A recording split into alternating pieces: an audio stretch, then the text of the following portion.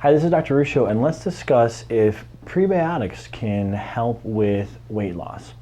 Now, what are prebiotics firstly? Prebiotics are compounds that feed our intestinal bacteria. So they're food for probiotics, you could almost say. So they feed the bacteria in our gut.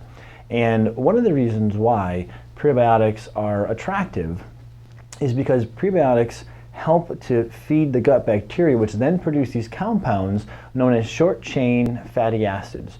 And short-chain fatty acids can be anti-inflammatory and help to repair your gut lining. So theoretically, there's a lot of appeal in trying to increase the production of short-chain fatty acids. But it's important, especially as a healthcare consumer, to realize that just because something can be good when we look at it under a microscope doesn't necessarily mean that an intervention that facilitates that compound is going to be helpful in a human. And short-chain fatty acids and prebiotics actually illustrate what I think is an important example of that. Now, interestingly, in obese subjects and people who are significantly overweight, oftentimes high levels of short-chain fatty acids are reported. So that would be a little bit counterintuitive, where you would think that high levels of this compound would be good.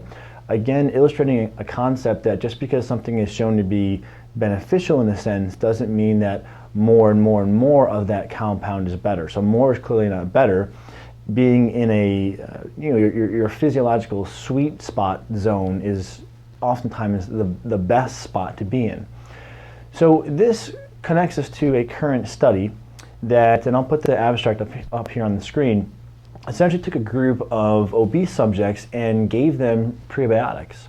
And they actually saw the levels of short-chain fatty acids decrease. So this is very counterintuitive. You would think short-chain fatty acids are fed by prebiotics.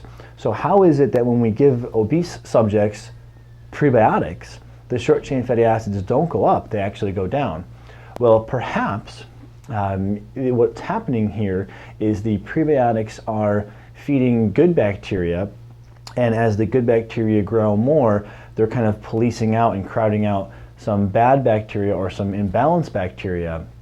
And when all these changes occur, the colony in the gut becomes more balanced, and therefore we see more appropriate levels of short-chain fatty acids. So it's not just about always trying to increase the levels. Sometimes we have to decrease the levels.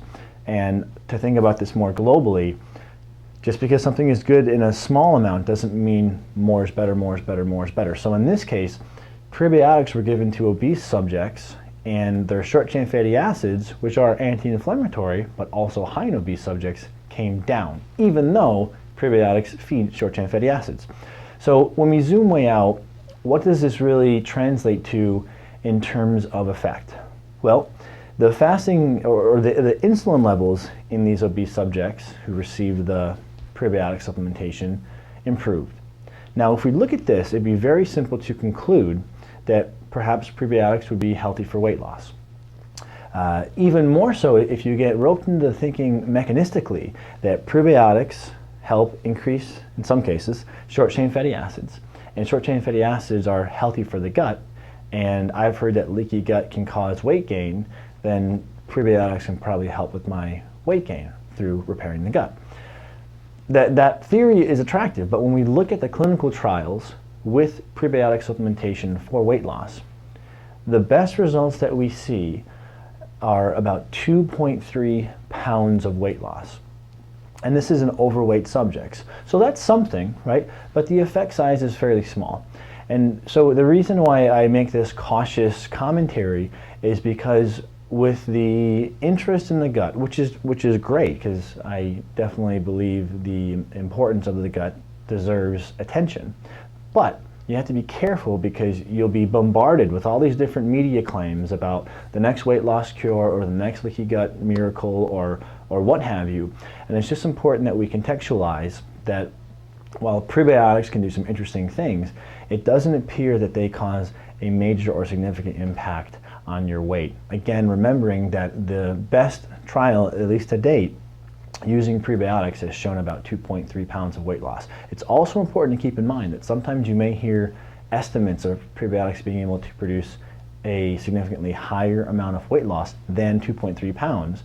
However, and here's where the devil is in the details, these are oftentimes in studies where people go on a prebiotic supplement, change their diet, and start an exercise program. So if you say people lost 10 pounds when they went on a prebiotic, but you don't mention that they also changed their diet and started exercising, then you can't truthfully say that the prebiotic caused 10 pounds of weight loss. So just a few important notes for you as a healthcare consumer to be aware of, that, well, yes, prebiotics may have a favorable impact on short-chain fatty acids and how those can be helpful for the gut. It doesn't necessarily mean that prebiotics are going to be hugely impactful for weight loss. Certainly something that have a time and a place, prebiotics that is, but be cautious if you're getting roped into the thinking that prebiotics are going to have an appreciable effect on your weight loss. Okay, this is Dr. Ruscio, and I hope this information helps you get healthy and get back to your life. Thanks.